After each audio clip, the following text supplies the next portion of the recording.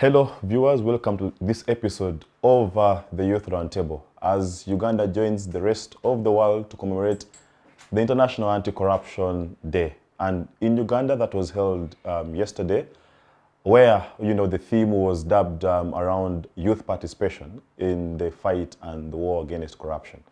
Whether this speaks to the essence of this country's demographic in the fight against the same vice, because we know as of the previous financial year that Uganda loses close to 10 trillion Uganda shillings to corruption in multiple ways. That is with regards to both illicit financial means, but also in terms of government paying money to, ghost workers, among other means of corruption. So I'm joined by a panel of distinguished gentlemen to just put the whole corruption debate into perspective. What are our strategies as a country, but also really what do we need to do to end this very terrible vice? Viewers, I'm joined by Ivan Agaba, who is an economist by training from Makerere University, and also I would call him a youth roundtabler. He's a very regular individual here. Ndugu, we are pleased to have you. Yes, thank you very much, Comrade Chidega, for the invitation. And it's glad to be back to the Youth Roundtable to contribute the little we can to discourse, national discourse. Wow, interesting. The second panelist is a gentleman by the names of Godwin Bushanda. He is a youth leader and, of course, a very strong advocate against corruption. Ndugu, it's a pleasure. Thank you so much, my brother Chidega. Once again, it has been a while. I don't know in the time I last came to this panel, but I'm happy to be back and discussing the most important topic of corruption in this country, in the world. So I'm happy to be here. Wow, interesting. Ivan, what's this thing called corruption? And I don't know, it seems to be a song that we have sung for a long period of time. I think right from, if you look at the NRA 10 points program, corruption was, I think, point number 7. But also, if you listen to the classical speeches of President Obote at the time, he kept on emphasizing, the issue of corruption in the public service. So I don't know this corruption thing. What do you have to say in your opening remarks? Well, I think I would sum it up in one statement: that corruption is inevitable and unavoidable. Sure. For as long as we are dealing with human beings, because human beings are corruptible. They say everyone has a price. And so, really, corruption can be defined from very many angles, depending on how you see it. But the one we interface with most, and the one that we are most sentimental about, is the corruption that manifests itself in public institutions.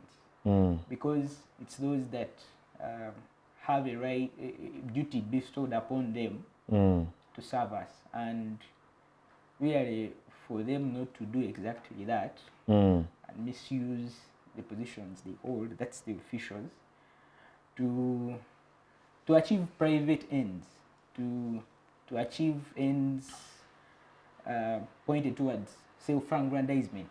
Really is the corruption that we usually publicly engage with, and we see manifesting on the public eye, really. And so I'm glad to have joined the rest of the country and the world to commemorate the International Day against. But do these days corruption. make sense? Like, honestly speaking, sitting together to talk about corruption, yet we actually know what we need to do about it.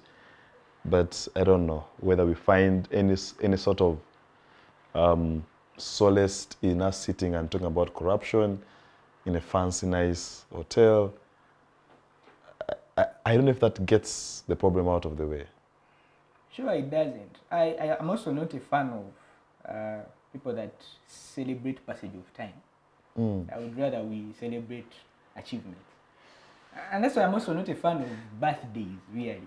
Because birthday is just celebrating passage of time. Usually it's the achievements and the drawbacks we've faced in the fight of corruption, that we should apply pressure points on especially such days. But I mean, what do we have to do really? The least we can do in the fight against corruption is to celebrate a day internationally recognized to remind us that this is a war, and it's a battlefield where all of us are soldiers and where we must all fight and contribute towards the anti-graft or anti-corruption sort of paradigm. Yeah. Yes. Interesting. Godwin, let me hear your own perspective on corruption. Yes, I think corruption, it like my brother said, we look it into public structure. That's where people face more of corruption. But again, I think corruption is a cancer that actually starts from the grassroots up the top. You mentioned earlier that it was one of the 10 points for the NRA. It was number 7, as you said. But some people, I think corruption has been used as a tool for mobilization politically.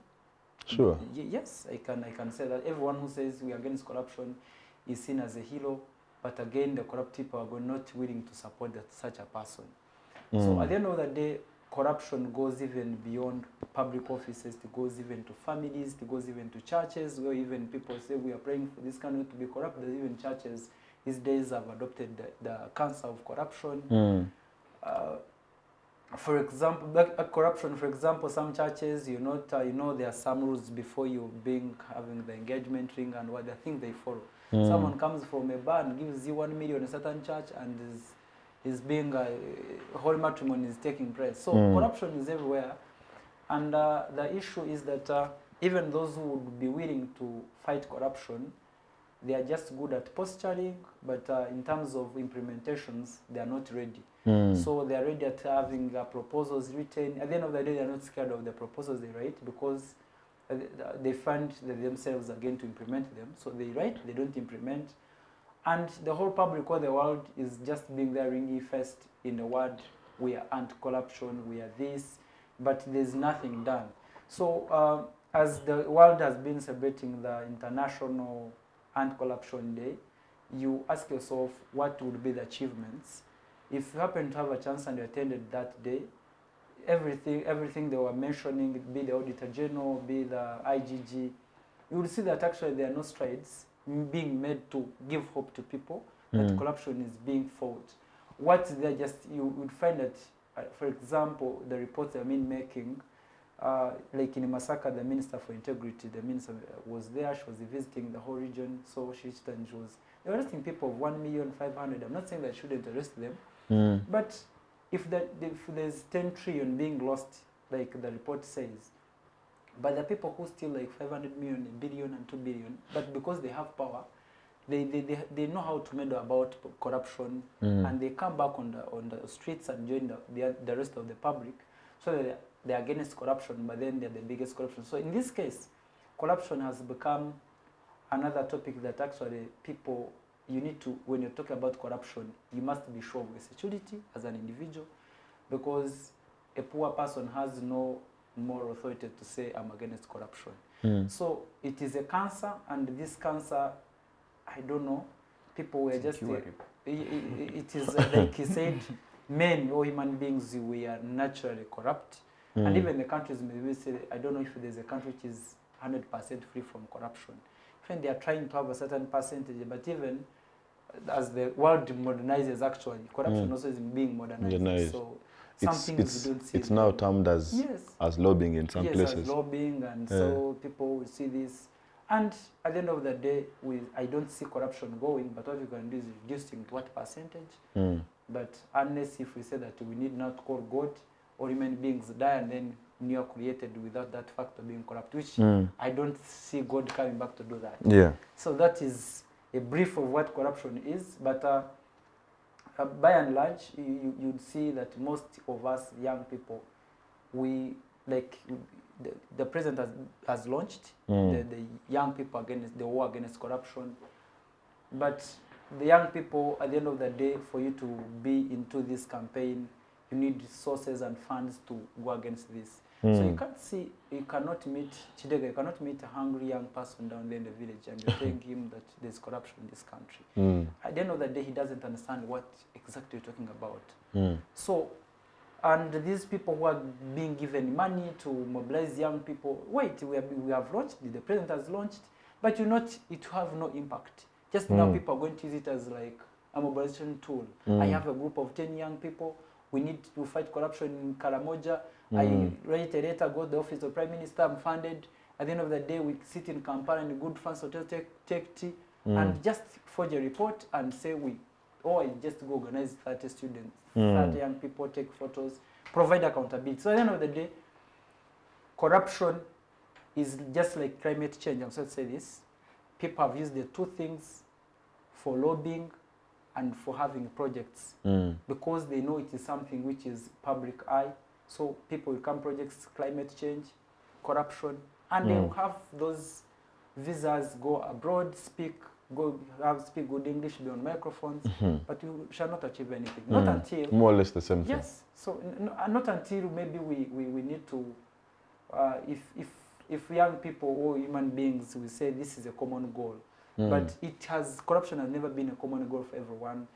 Politicians have their view, and also the poor have their view, the rich have their view. So I don't see any unique thing that can be done to make the poor, the rich, the educated, the less educated to be on board and say corruption is bad, because the rich are benefiting from corruption. And the poor, they have no authority to report the rich person because they're not sure. So that's briefly, corruption is a cancer, and we are struggling to have solutions for it. True. Interesting thoughts there. Ivan, there's a viewer out there who maybe to them corruption is about giving a bribe to, I don't know, a traffic officer or something, just as an example. Maybe could you enlighten us on how broad corruption is and how it can manifest? Can it manifest in terms of procurement processes, in terms of public service and how jobs are awarded? So just make it a bit broader so that a listener out there and a viewer can appreciate it, not just from the point of I'm giving you a bribe, but how much more or in how many more ways can it manifest? Yes, so I think to just give it broader context, is that corruption manifests itself in largely two ways. There's a corruption that arises out of need and one that arises out of greed. That the corruption that arises out of need is the one that we interface with on a day-to-day. You meet a traffic officer and they are holding you by the collar, and they will want to take $1, and you must give them that. That you don't recognize and acknowledge as corruption because you're doing it out of need. So I think the one that I think HE, the president, and the superstructure of the state has created a peripheral of anti-corruption agencies for is the one out of greed. Of recent, we had 60 billion for some reason being misappropriated. Disappearing from Bank of Uganda. Thin air. I'm told that case actually surfaced in the dailies, I think about 2 to 3 weeks later, after the actual event had happened. So this was money that was supposed to, so I'm told, to pay a loan under the National Development Agency, which is under the World Bank, but it found itself somewhere in Japan. We are told that I think about 30 billion has been recovered. It was Japan and UK? Yeah, but mostly Japan. Japan. So we were told by the deputy governor that some of it has been recovered, but I don't know, pointers show that it was an insider job. So that is corruption that we are facing, 311. I have not seen any public uproar from Ugandans in that regard. It really shows the amount of apathy. Are people resigned? Are they? I just want to call it apathy. Because if that happened in a different country. Oh yes, people would be on the street. Say even Kenya, just yes, here. just say our neighbors here to the east.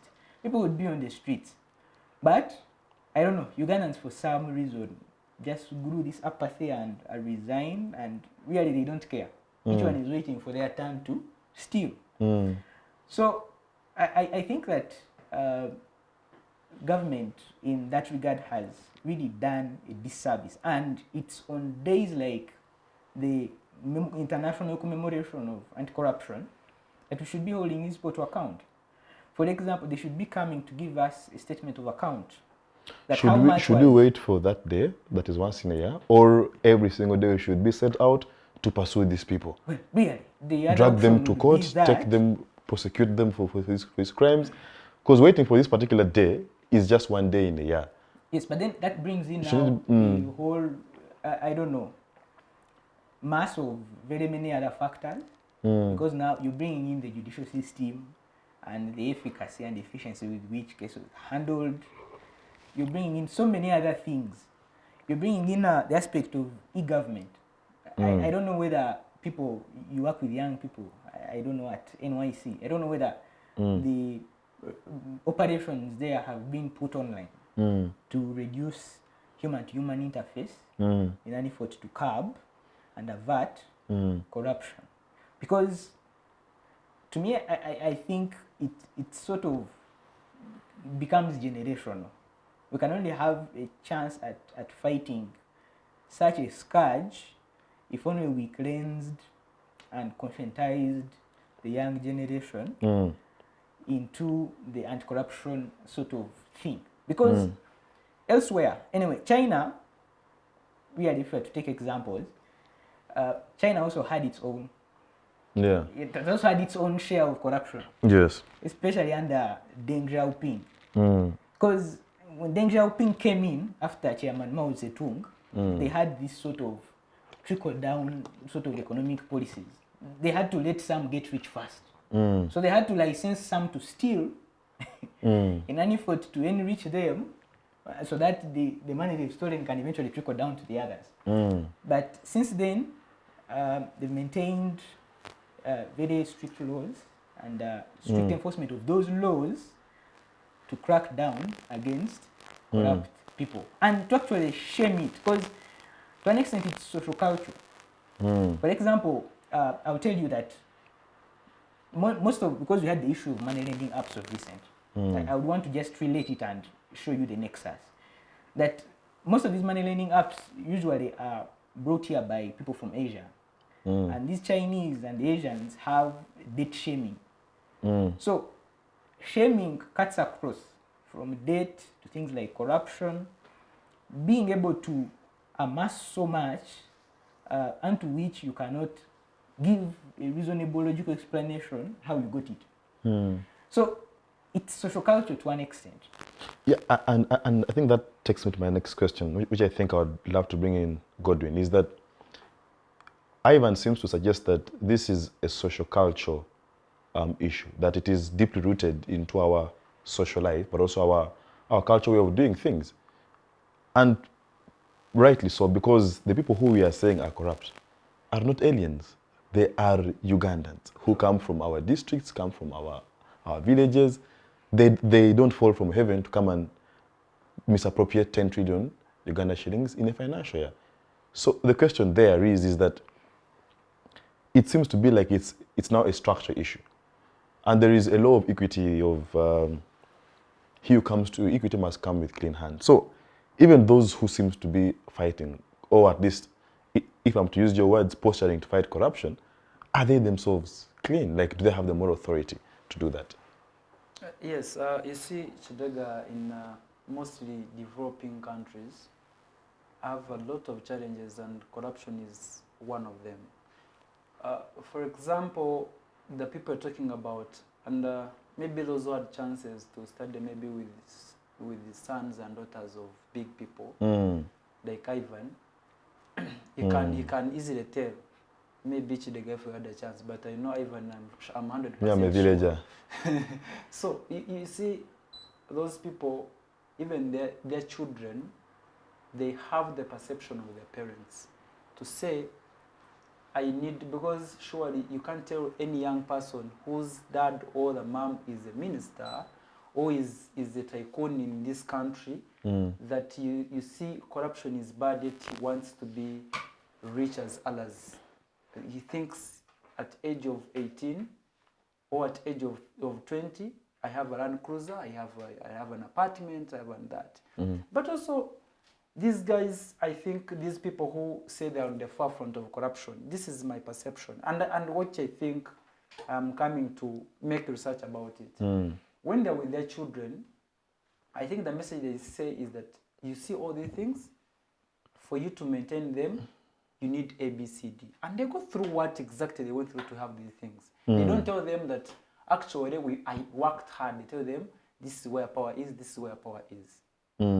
So at the end of the day, a poor young man like me from down there at the border of Tanzania and Uganda, when I get chance to be with Ivan, who is a son to a big person in this country, where I think he is not, but I know he's doing well. He's now becoming a big person, so he's going to be a parent to someone. So I will want to be close to him, and when he gives me 100,000, or he meets me, say, Godwin, it has been a while, he gives me 1 million, go and have some lunch, go and do this. I will not sit back and say what Ivan is doing, whether this corruption is bad.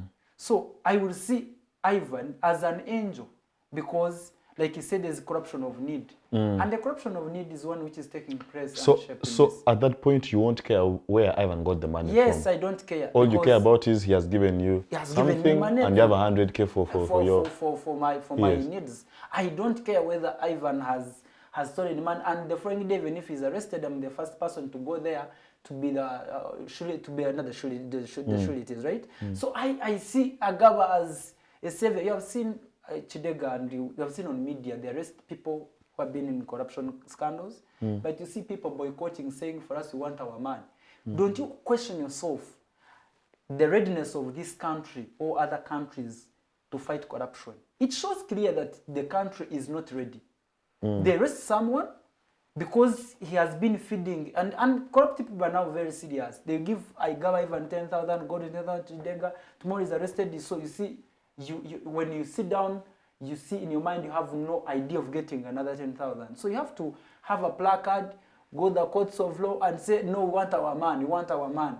Ask yourself, if you met those people and interviewed them and you were a journalist, they will tell you this man is innocent. But this person, there's proof that he's corrupt. So at the end of the day, the corruption, these people who tell us fight corruption, the offices of the ministers and what, they're the chiefs, they're the good architects in terms of how they posture corruption.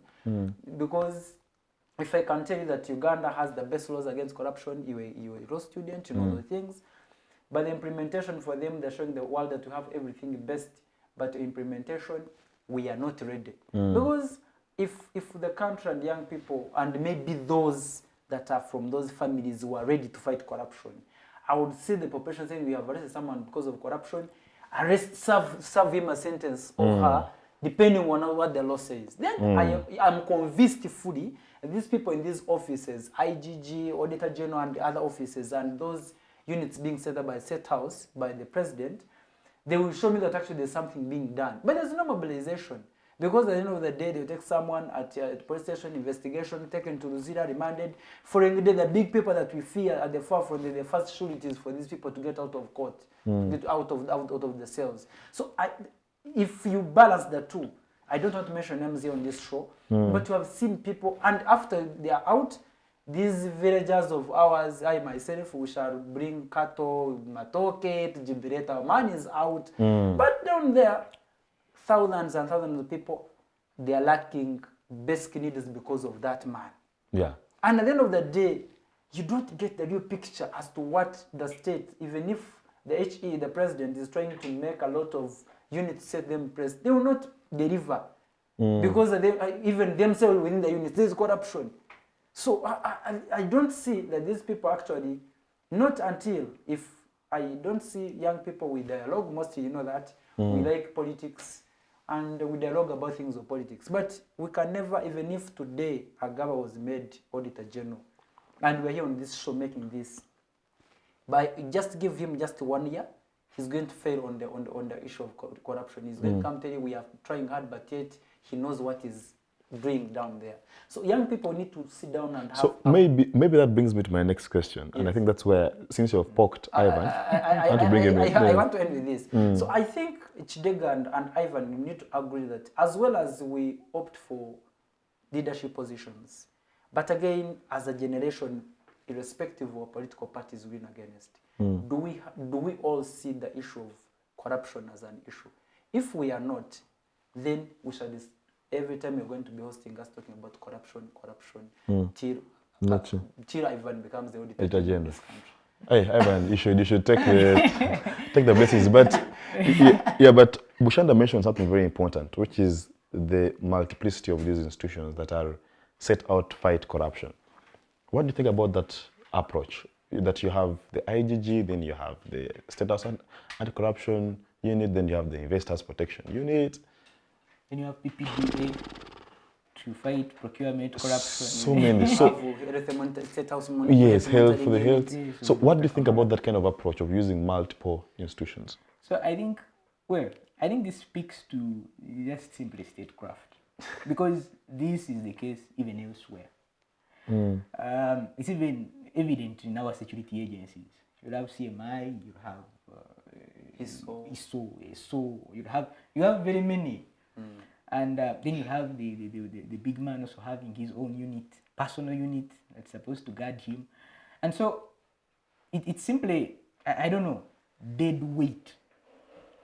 You see, I think that Museveni has mastered the art of just maintaining a facade of government. You simply create all these institutions and deploy people and put them on salaries. Because, for example, UMRA was rationalized back to Ministry of Finance.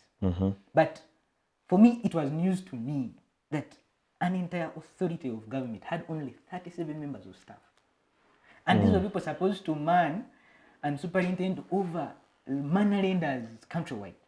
So this is the same case with the IGG, because to me, it's the IGG with the mandate to fight against corruption and to champion corruption in this country.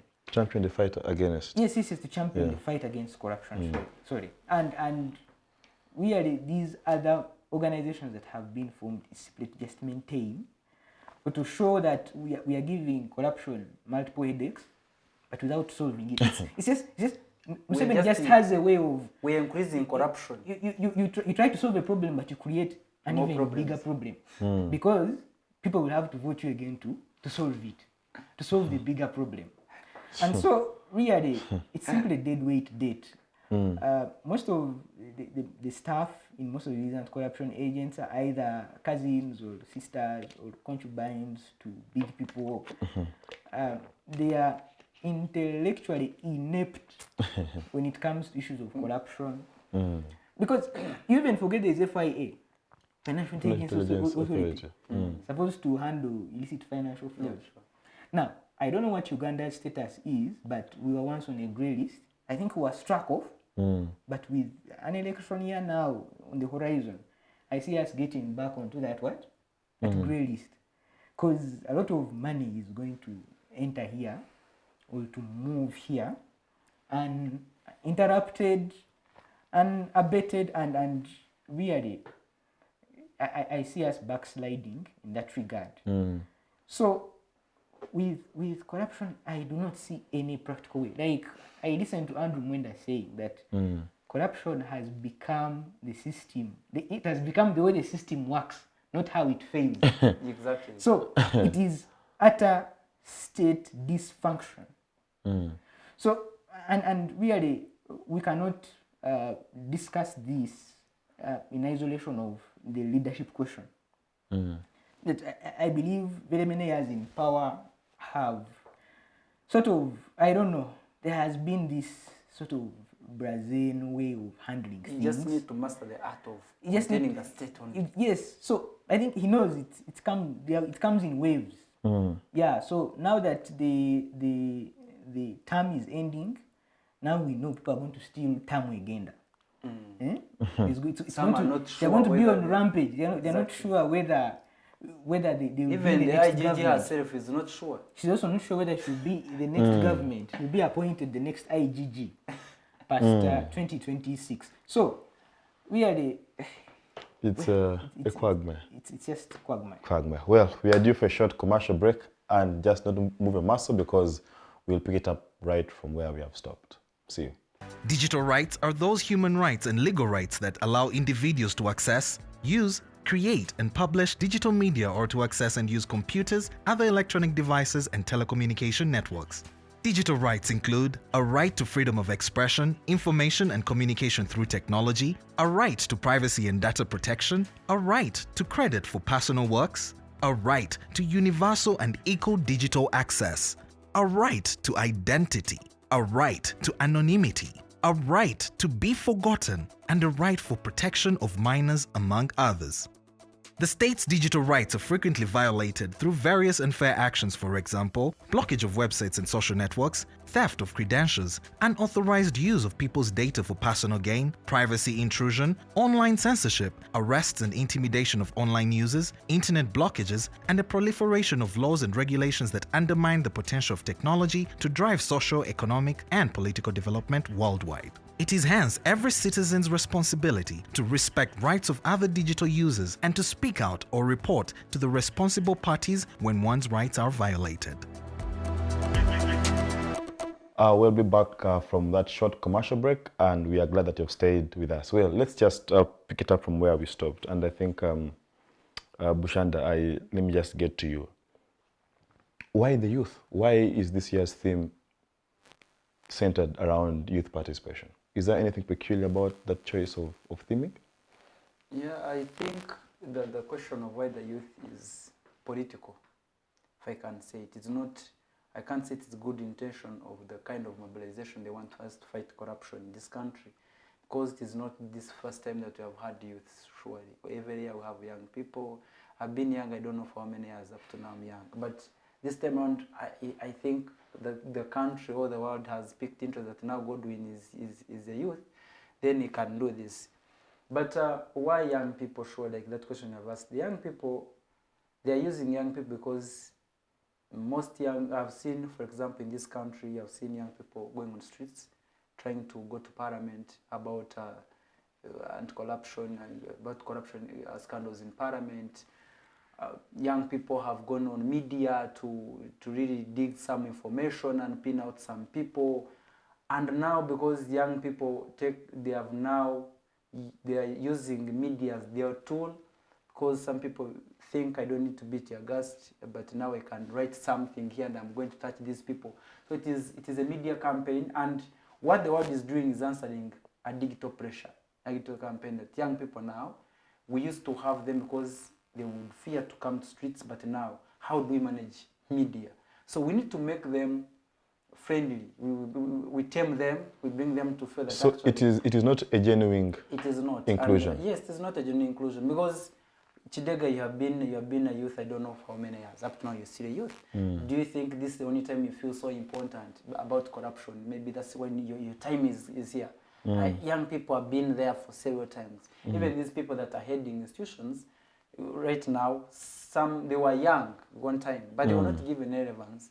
So, but the world or the country, the world is answering a digital pressure or media pressure from young people, because young people have resorted to use social media as a tool of showing their discontent with how the states run, how the government is operating. Because if I am in my room and I'm texting, of course you arrest me and do what? By the end of the day, you arrest Chidega. By the time you find Godwin at the border, you try to find Ivan somewhere. So it is costly, the government, or the world, it's costly to seize pressure from young people using media.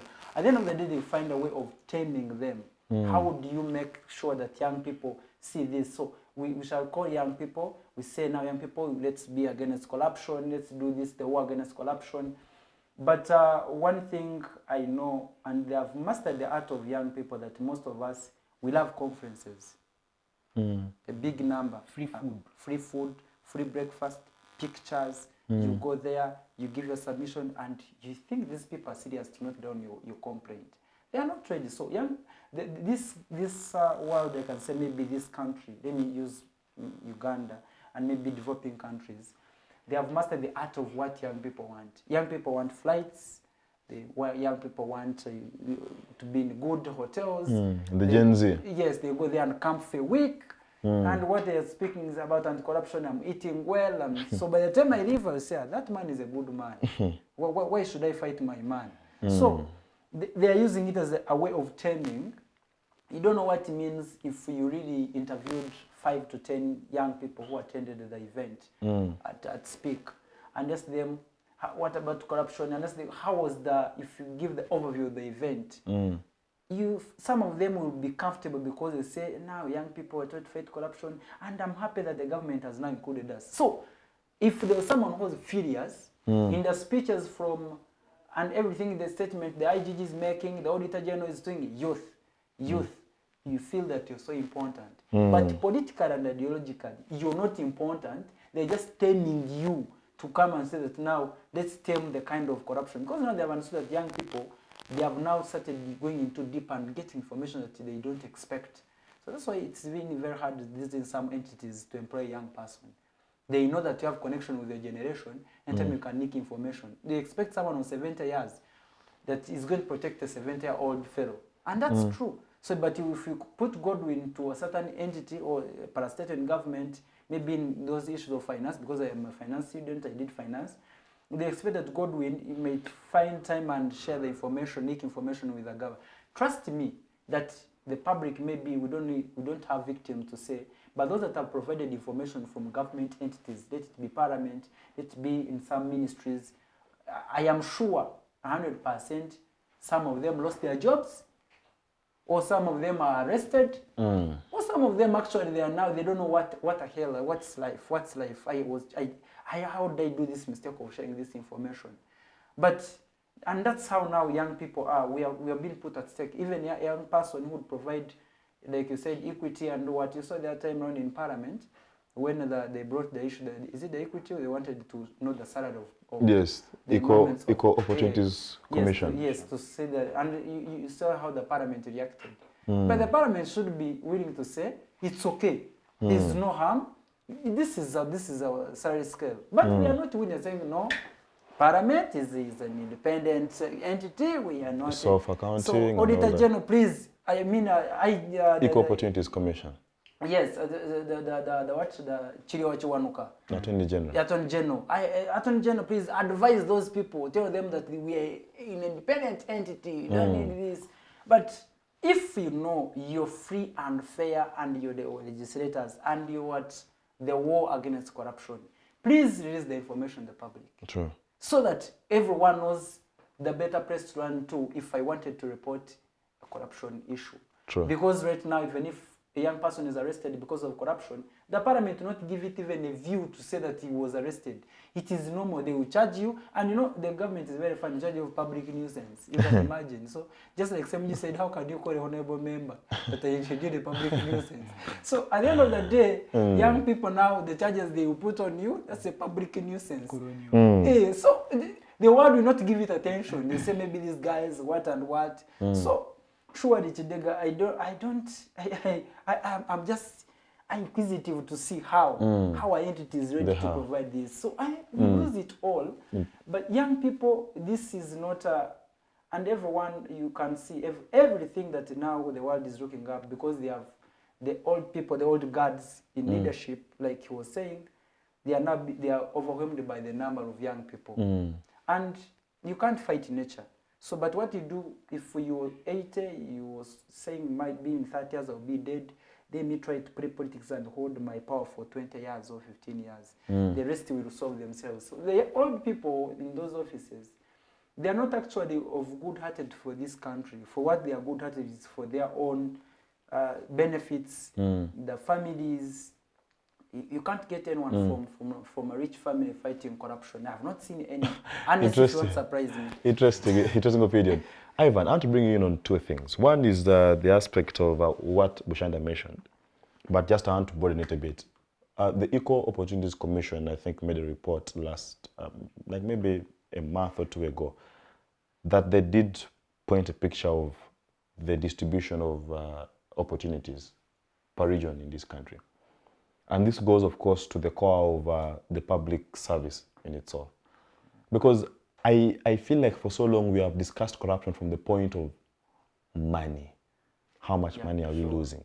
But even if someone with merit applies for a government job, but because of the corruption within the system of selection, that person does not get that job, say, as a medical doctor. Tomorrow, if a poor job is done in a health facility and lives are lost, that to me is corruption. If the UNRWA engineer is being appointed through a process which is not free and fair, a corrupt process, tomorrow when a bridge breaks down and there's loss of lives, that to me is corruption in itself. So, I don't know, could you make a comment on the public service in itself? But two is on the aspect of whether we are only looking at trying the small fish, because I think it was Justice Mwangusha who in his ruling in the Gavi Fund case said that he's tired of trying small fish. The people who are brought to his court are those who have stolen pennies. He wants to try those Of 1 billion. Oh yes. So do you think there is selective prosecution in terms of the corruption accusation? Yes.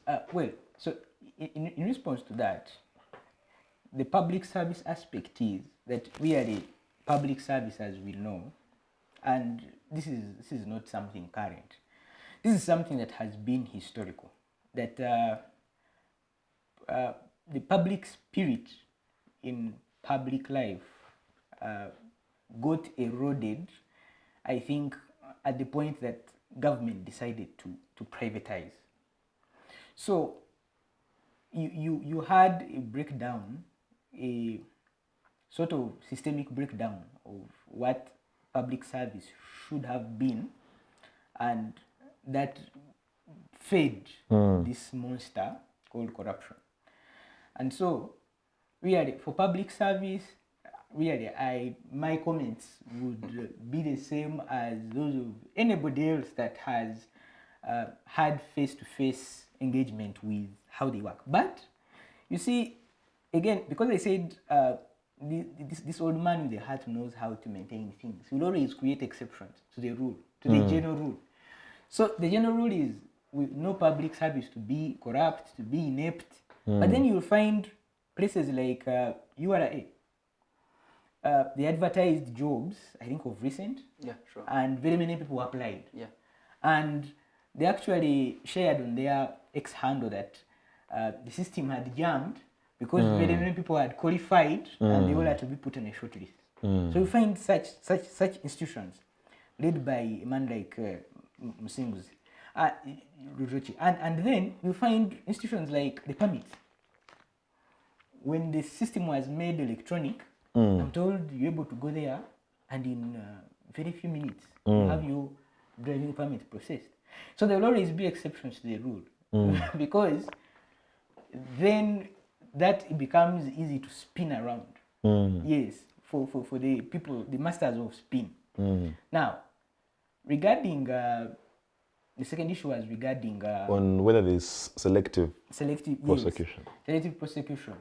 Now, the challenge is and I think the head of state tried to address this challenge with that bill when Bart Katurebe was still Chief Justice for the judges, I think, to be given their emoluments even after they've left active service and for them to maintain all their benefits because this was being done in an effort for them not to be swayed by these corrupt that tend to offer them small crumbs out of what they've stolen to sort of have their judgments lopsided to their favor, and which I think was a step in a positive direction. But again, the case still stands that really, for example, a man like Chandi Jamwa, From the OPM. of NSSF. NSSF further, yeah. Yes.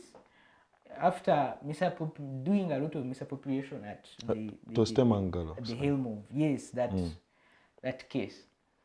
The man went, he served his term, and out he came, and he's out, enjoying the money he partook. And so, really, I do not see an already limping system itself, criminal justice system itself.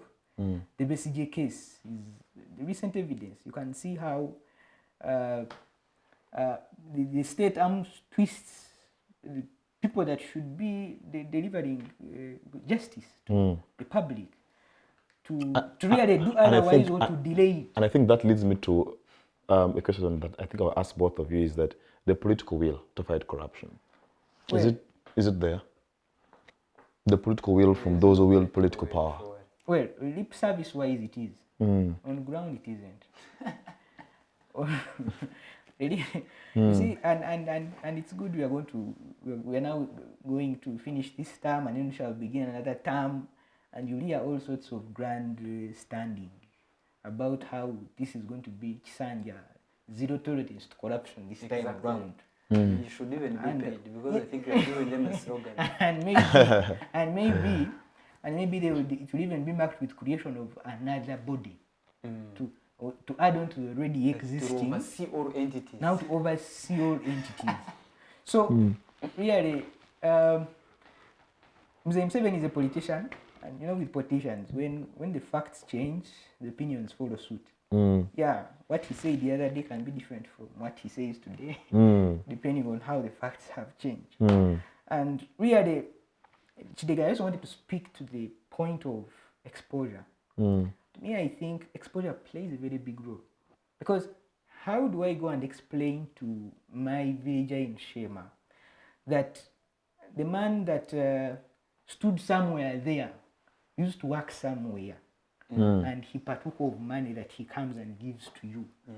Money that should have built your road, your hospital, should have built you seed schools, money that should have sort of given you that sort of welfare that the state is supposed to dish out to its citizens. So exposure is a very important point. It's why most of the activism we have against corruption is within the urban areas, because we are exposed and we get to interact with our Kenyan counterparts that are even more exposed. So really, with that critical mass of exposure, we should simply leverage on that and have it spread and proliferate to the rural areas. Yeah. Because they are the voters. They are the people that vote, the people that come in to misappropriate this money. So it's also important for us to speak to that aspect, Mr. Chideka. True. Yes, Mushanda, your opinion on the political will, but also as we move towards the end is now solutions. What needs to be done? Yes. So your take on the political will, and then your parting shots, but if you could make it more towards what solutions need to be done. Yes, for political will, I won't waste a lot of time there. Because one, there's no political will to fight against corruption in this country. Because it's a slogan that all political parties in this country use to win the election. And you see, like, we are now nearing elections. For example, you can see that now corruption has been at the forefront when you visit our friends of NUP, PFF, that is in the pipeline, not even maybe he advised them. So you find that the whole issue they are bringing is corruption. But within, even the political party within, there is still struggle. There is corruption again. So there is, before even you talk about political will, is the entity organized?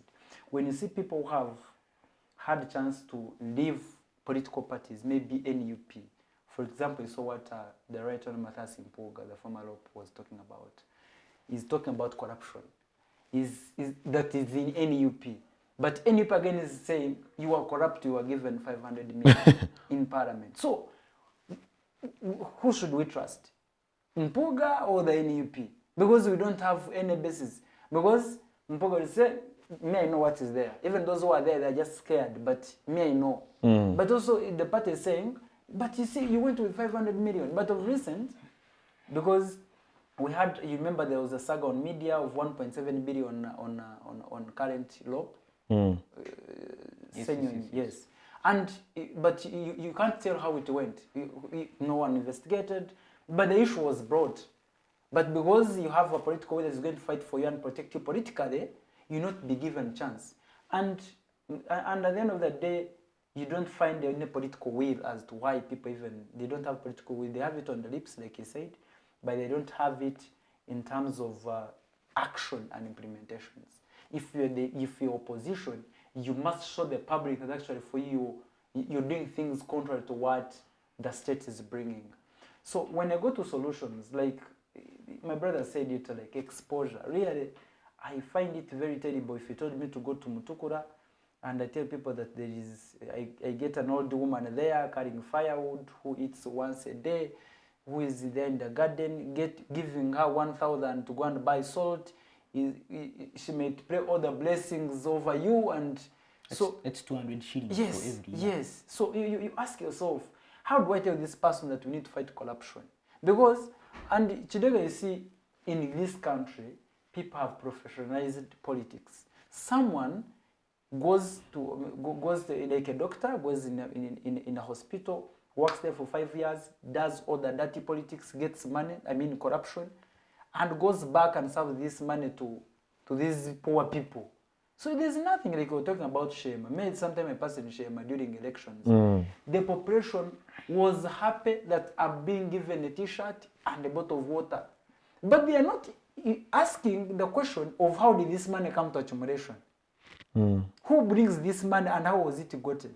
And how was the exit of this man back to politics? You first ask such questions.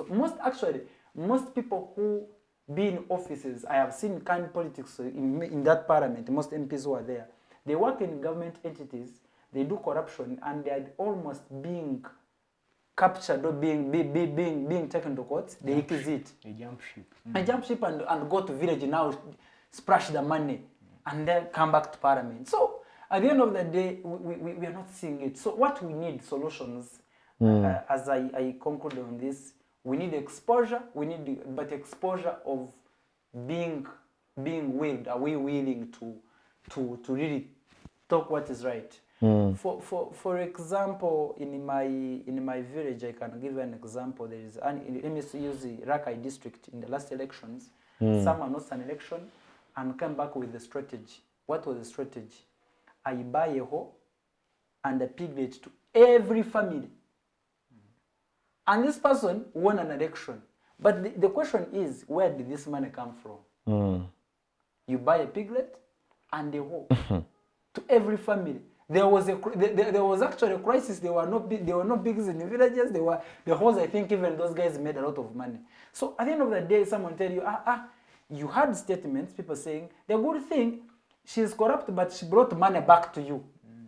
Now, such population, you cannot tell it that corruption is bad.